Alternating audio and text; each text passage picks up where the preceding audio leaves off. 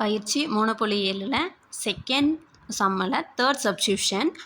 First வந்து some எழுதிக்கலாம். 4x² minus 9x plus 2 into 7x² minus 13x minus 2 into 28x² minus 3x minus 1. இப்போ இதுக்கு வந்து root of எடுக்கணும். ஸ்கொயர் ரூட் எடுத்துக்கலாம். 4x² minus 9x plus 2 into 7x² minus 13x minus 2 into 28x² minus 3x minus 1 இப்படி சொல்லி எழுதிக்கலாம். இப்போ இதில் வந்து ரொம்ப லென்த்தியாக வருன்றதால நம்ம தனித்தனியாக ஒவ்வொரு பல்லுறுப்புக்கோவையாக எடுத்து சால்வ் பண்ணிவிட்டு அதுக்கப்புறம் அதில் போய் சப்ஸ்டிட் பண்ணிக்கலாம். ஃபஸ்ட்டு பல்லுறுப்புக்கோவை 4x² மைனஸ் 9x ப்ளஸ் 2 இதை எடுத்துக்கலாம். இதை வந்து ஃபஸ்ட்டு காரணிப்படுத்துக்கு முறையில் போடணும். ஏன்னா ஃபஸ்ட்டு நம்பரை x² இருக்கிற கெழுவையும் கான்ஸ்டண்ட்டையும் மல்டிபிள் பண்ணிக்கணும். இதை ரெண்டுத்தையும் மல்டிபிள் பண்ணால் 4 2 8 ப்ளஸ் சைன் தான், ஆட் பண்ணால் மைனஸ் 9 கிடைக்கிது. அப்போது 4 8 8ன்னு போட்டுக்கலாம். இப்போது சின்ன நம்பரில் மைனஸ் போட்டுக்கலாம். ஏன்னா கழிக்கும் ரெண்டு நம்பர் பக்கமும் மைனஸ் போடணும். ஏன்னா கழிச்சா 7 வந்துடும், ஆனால் இங்கே ஆடிங் தான் பண்ணணும். அப்போ பெரிய நம்பருடைய சைன் எடுத்தால் மைனஸ்ன்னு வந்துடும். 1ஐயும் 8ஐயும் ஆட் பண்ணோம் 9 வந்துடும். பெரியனோட சைனு மைனஸ்ன்னு போட்டுக்கலாம். பெருக்கும் போது மைனஸ் இன்ட்டு மைனஸ் ப்ளஸ் ஆகிடும். இப்போ ஃபஸ்ட் டேர்மில் இருக்கிற 4x² அப்படியே எழுதிக்கணும். மைனஸ் 9xக்கு பதிலாக மைனஸ் 1x மைனஸ் 8xன்னு சொல்லி சேஞ்ச் பண்ணி எழுதிக்கணும். மைனஸ் 1x மைனஸ் 8x இந்த ரிமைனிங் ப்ளஸ் 2 இருக்கிறத அப்படியே ரைட் பண்ணணும். இப்போ இதிலேருந்து காமனாக என்ன வெளியே எடுக்கலாம்னா எக்ஸ் மட்டும் வெளியே எடுக்கலாம். காமனாக அது மட்டும் தான் இருக்குது ஃபஸ்ட்டு 2 டேர்ம்லேயும். அப்போ ரிமைனிங் என்ன இருக்கும்? 4x. ஒரு எக்ஸ் வெளியே எடுத்தால ரிமைனிங் ஒரு எக்ஸ் இருக்கும். இங்கே வந்து 1 மட்டும் வரும், ஏன்னா எக்ஸை வெளியே எடுத்ததால். இங்கே மைனஸு 4 வெளியே எடுத்துடுறோம். 4 வெளியே எடுத்துட்டோன்னா இங்கே வந்து என்ன கிடைக்கும்? 2 வெளியே எடுக்கணும். ஏன்னா இங்கே வந்து 2 தான் இருக்குது, அதனால் 2 டேபிளில் தான் போட முடியும். அப்போது 4 2 8ங்கிறதால 4xன்னு வரும். ப்ளஸ் மைனஸ் வெளியே எடுத்தால மைனஸ் இன்ட்டு மைனஸ் தான் ப்ளஸ் ஆகிடும். இப்போது இங்கே 1 2 2ங்கிறத 2 வெளியே எடுத்தால 1ன்னு வரும். இப்போ இதிலேருந்து நம்ம காமனாக என்ன இருக்குது? 4x இருக்குது, அதை வந்து எழுதிக்கலாம். எடுத்து ரிமைனிங் என்ன இருக்குது? x minus 2. இப்போ இந்த முதல் பல்லுறுப்புக்கோவைக்கு 4x² மைனஸ் 9x ப்ளஸ் 2 இதுக்கு வந்து என்ன கிடச்சிருக்குன்னா 4x minus 1 into x minus 2ன்னு கிடச்சிருக்கு. இப்போ அடுத்த பல்லுறுப்புக்கோவை எடுத்து எழுதிக்கலாம். இப்போ அடுத்த பல்லுறுப்புக்கோவை என்னன்னா 7x² மைனஸ் 13x மைனஸ் 2. இப்போது இதில் வந்து ரெண்டு டேர்மையும் மல்டிபிள் பண்ணுறோம். x² கெழுவையும் கான்ஸ்டண்ட்டோடையும் எடுத்து மல்டிபிள் பண்ணால் 7 2 14, சைன் வந்து மைனஸ் சைனு 14, ஆட் பண்ணால் வந்து 13 வரணும். அப்போ மைனஸ் 13 எத்தனை 2 14, 7 2 14, அது ஆட் பண்ணால் வராது. அப்போ ஓர் 14 14ன்னு எடுத்தால் தான் இங்கே வந்து கழிச்சாலும் கூட்டினாலும் 13 வரும்.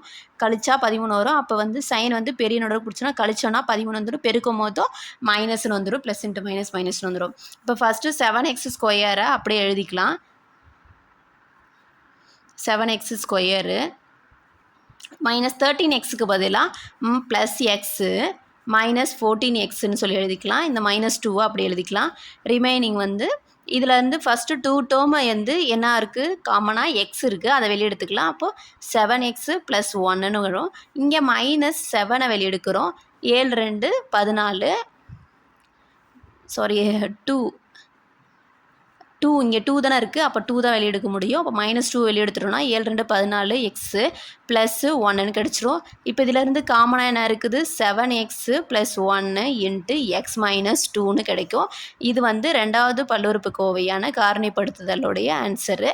அடுத்தது நம்ம மூணாவது பல்லுறுப்புக்கோவை எடுத்துக்கிறோம். மூணாவது பல்லுறுப்புக்கோவை என்னென்னா 28x² மைனஸ் 3x மைனஸ் 1 இப்படி இருக்குது. இப்போ இந்த டேர்மை வந்து நம்ம காரணிப்படுத்துகள் எடுத்துக்கிறோம். x² கெழு 28, கான்ஸ்டண்டோடைய நம்பர் -1, அப்போ மைனஸ் 28ன்னு வரும். பெருக்கும் போது மைனஸ் 3, 8 3 24, அப்போது 8 3 24 வந்துடும். பெருக்கும் போது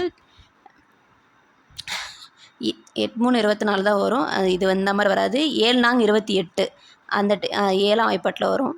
இப்போ 7 4 28ங்கும் போது பெருக்குனாலும் 7 4 28 வரும். கழிக்கும் போது -3ன்னு வரும். பெரிய நம்பரில் மைனஸ் போடணும். அப்போ இந்த 28x² எழுதிக்கலாம். 28x² -3xக்கு பதிலாக -7x + 4x ரிமைனிங் இருக்கிற -1. இப்போ இதிலேருந்து என்ன நம்ம காமனாக எடுக்க முடியும்? 7 எக்ஸை வெளியே எடுக்கலாம். அப்போ எத்தனை நாங் 28? 7 நாங் 28. அப்போ 4 எக்ஸ்ன்னு கிடைக்கும். மைனஸ் 7 எக்ஸை வெளியே எடுத்தாச்சு. அப்போ இந்த டேர்ம் 1 ஆகிடும். இங்கே ப்ளஸ் 1 மட்டும் வெளியே எடுத்துட்டோம். 4x - 1 அதே டைம் வரும். ஏன் அதே டைம் வச்சுக்கிறோன்னா இங்கே வந்து காமனாக அதுவும் இருக்குது. இதிலேருந்து எதுவும் வெளியவும் எடுக்க முடியாது. அதனால் அப்படியே வச்சுக்கிறோம். இப்போ 4x - 1 காமனாக இருக்குது, வெளியே எடுத்துக்கிறோம். அடுத்து ரிமைனிங் என்ன இருக்கும்? 7x + 1 இருக்கும். இதை வந்து 28x² - 3x - 1 காரணிப்படுத்துதலுக்கான ஆன்சரு. நம்ம வந்து இந்த ஸ்கொயர் ரூட்டில் போயிட்டு ஒவ்வொரு வேல்யூஸையும் சப்ஸ்டிட் பண்ணி அதுக்கப்புறம் கேன்சல் பண்ணிக்கலாம். இப்போ இந்த வேல்யூஸ் என்னென்னு எழுதிக்கலாம். ஸ்கொயர் ரூட் ஆஃப்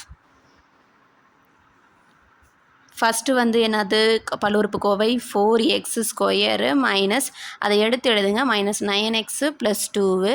அடுத்தது பல்லுறுப்புக்கோவை 7x² - 13x - 2.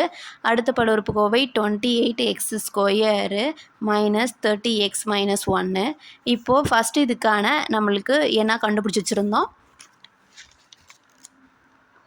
4x - 1 × x - 2 அதை எழுதிக்கலாம்.